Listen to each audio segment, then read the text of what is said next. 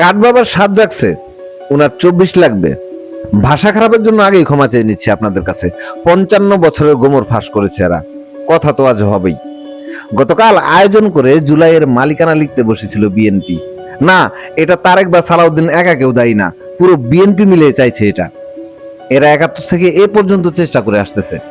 এটা অবশ্যই আপনাকে বুঝায় বলা দরকার নাই যে 71-এর পতাকা সর্বকালের সেরা গাদ্দার তথা আওয়ামী লীগ সমর্থন করা প্রত্যেকটা মানুষকে এক বীর্যে জন্ম দেওয়া 71-এর সকল মুক্তিযোদ্ধাদের আকাঙ্ক্ষাকে ক্ষমতার লোভে ভারতের কাছে নিজ দেশের সার্বভৌমত্ব টাকার বিনিময়ে বিক্রি করে দেওয়া মুজিব একাই দখল করে রেখেছিল।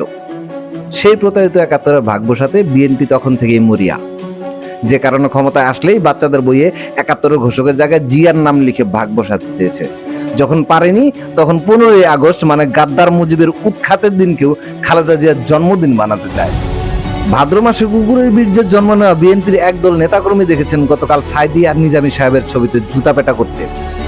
এদিকে জগৎ বিখ্যাত চোর তারেক রহমানকেও প্রায়ই দেখা যায় জামাতকে রাজাকার রাজাকার ট্যাগ দিয়ে কথা বলে।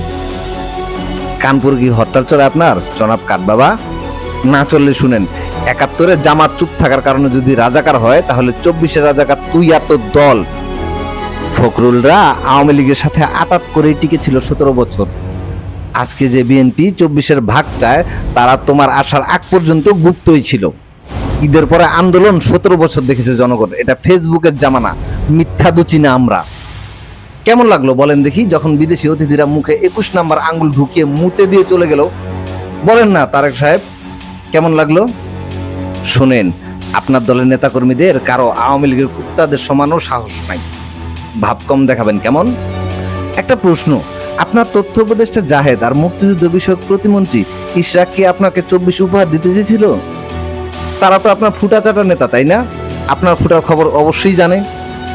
তাদের বলবেন 24 যেন সেই ফুটায় তাক করে রাখে, বাকিটা আমরা এক ধাক্কায় ঢুকিয়ে দেব। আরেকটা কথা, আপনার দল তো শুরু থেকেই চোর। সেখানে রাশেদ খানার বিকাশ নূর খুব অভাব ছিল, তাই না? বাংলায় একটা প্রবাদ আছে না, রতনে রতন চিনে শুয়ারে চিনে কচু। আর বলতে হবে? আপনাদের স্বভাব ভালো হবে না। 10% সবখানে আর জুলাই লাগবে 100%। এক দফা ঘোষণা দেওয়ার কলিজা আছে? যেদিন নাহিদ সাদিসরা হাসিনার এক দফায় স্বাক্ষর করেছিল সেই স্বাক্ষর মূলত ছিল তাদের মৃত্যু পরোয়ানার স্বাক্ষর। সেদিন যদি হাসিনার পতন না হতো তাহলে সবার আগে নাহিদ সাদিসদের ফাঁসিতে ঝুলানো হতো। আপনার দলের কারো কিচ্ছু হতো না। আপনি বাজ্যত লন্ডনে আর আপনার দল জঙ্গলেই থাকতো। আর যাদের সর্বোচ্চ ত্যাগের বিনিময়ে আপনার চোরের দল ক্ষমতায় তাদেরকেই শত্রু বানান। আজ প্রধান বিরোধী দলের কোনো বক্তব্যই আপনাদের হজম হয় না। আচ্ছা, আমার প্রশ্ন, এনসিপি জামাতরা কি হাসিনা সরকার চাইতো জঘন্য সমালোচনা করছে? তারা কি দলের কাউকে হত্যা করেছে, গুম করেছে, আয়না ঘরে দিয়েছে, ছেলেকে না পেয়ে বাবাকে হত্যা করেছে, ঘর বাড়ি দোকানপাট দখল করেছে? নাকি বিরোধী দল হিসেবে আপনার আওয়ামী লীগকে পছন্দ? টাকলা মুরাদার কাউয়া কাদের আপনার মা আর আপনার মেয়েকে চান্দে তুলতো, সেগুলো মিস করেন? এই ধরনের হাজার হাজার প্রশ্ন আওয়ামী লীগের সাথে একবার কম্পেয়ার করেছেন কখনো? করেন নাই। তারা যদি এটা নাই করে থাকে তাহলে আওয়ামী লীগের উপর প্রতিশোধ না নিয়ে এনসিপি জামাতের উপর অত্যাচার কেন? আজকে বলি, জুলাই থেকে কি পাইছি? আপনাদের মতো ডাহা মিথ্যাবাদী আরেকটা ফ্যাসিবাদী দলের মুখোশ খুলে গেছে, তাও জেনজির সামনে।